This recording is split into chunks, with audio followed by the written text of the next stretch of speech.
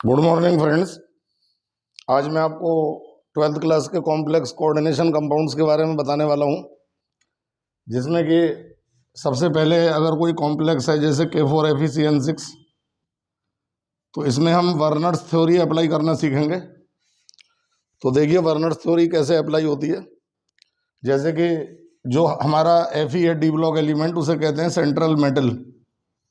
It means that the complex formation करने वाला जो डी ब्लॉक एलिमेंट्स है उसे सेंट्रल मेटल कहते हैं। और जो चीज़ मेटल के साथ लगी हुई होती है, जैसे कि Cn नेगेटिव जो मेटल के साथ कंबाइंड है, उसे कहते हैं लिगेंड। और लिगेंड का नाम ही सेकेंडरी वैलेंसी होता है, सेकेंडरी वैलेंसी। और जो लिगेंड्स की संख्या होती है that is 6। It is called coordination number.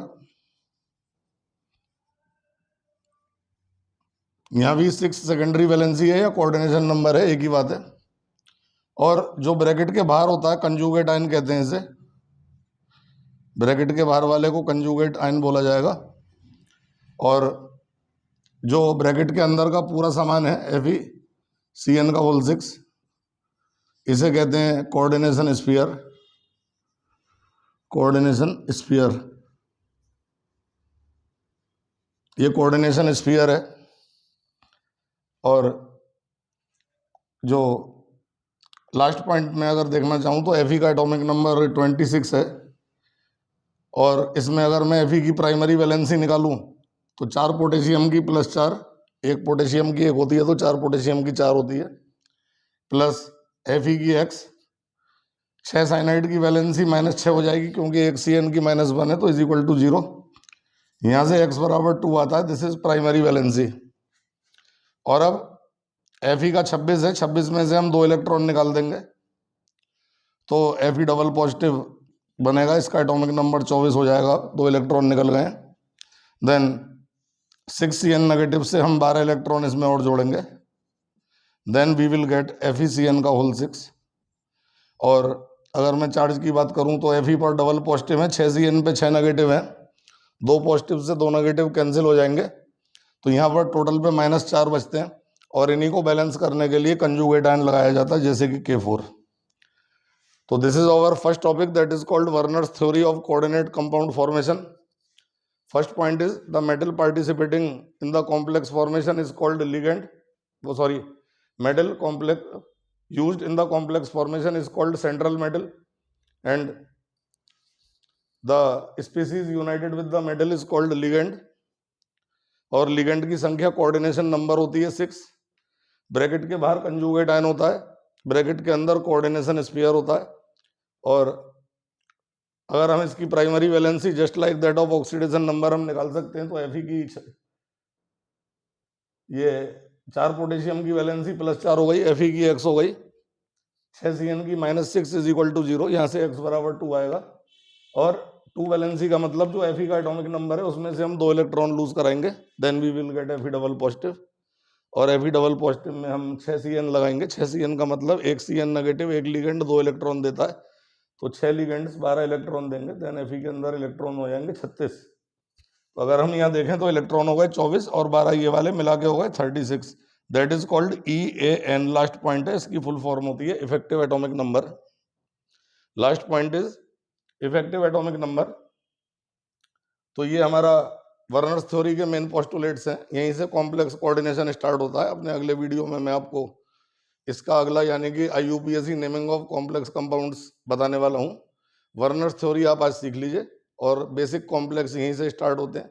और इससे पहले कि हम थोड़ा सा इसमें भी जाएंगे कि complex compounds D block element क्यों बनाते हैं, तो अगर मैं कंसीडर करूं Fe, तो Fe का एटॉमिक नंबर 26 है।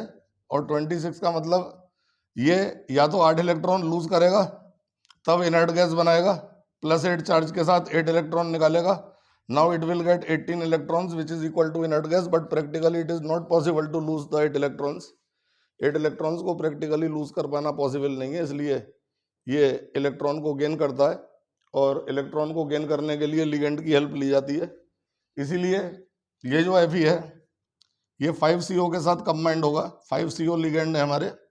Then it will form the complex iron pentacarbonyl FeCO का होल 5। यहाँ पर Fe का एटॉमिक नंबर 26 है और 5 CO से इसे 10 इलेक्ट्रॉन मिल रहे हैं। 10 इलेक्ट्रॉन मिलने का मतलब 26 और 10 कितने हो गए टोटल? 36 हो गए।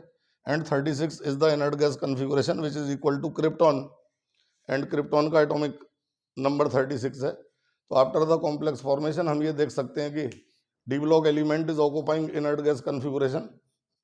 यहाँ पर हम ये भी देख पाते हैं कि जो Fe है वो सेंट्रल मेटल है। D block element participating in the complex formation is called central metal. जो इसके साथ CO लगा हुआ है वो लिगेंड है। लिगेंड के साथ कोऑर्डिनेशन नंबर है 5, और क्योंकि इस कॉम्प्लेक्स फॉर्मेशन में मेटल ने कोई इलेक्ट्रॉन लूज नहीं किया है, that's why the primary valency is 0, and we can understand that after the complex formation there are 36 electrons in the complex, and hence it has been occupying the inert gas configuration after the complex formation.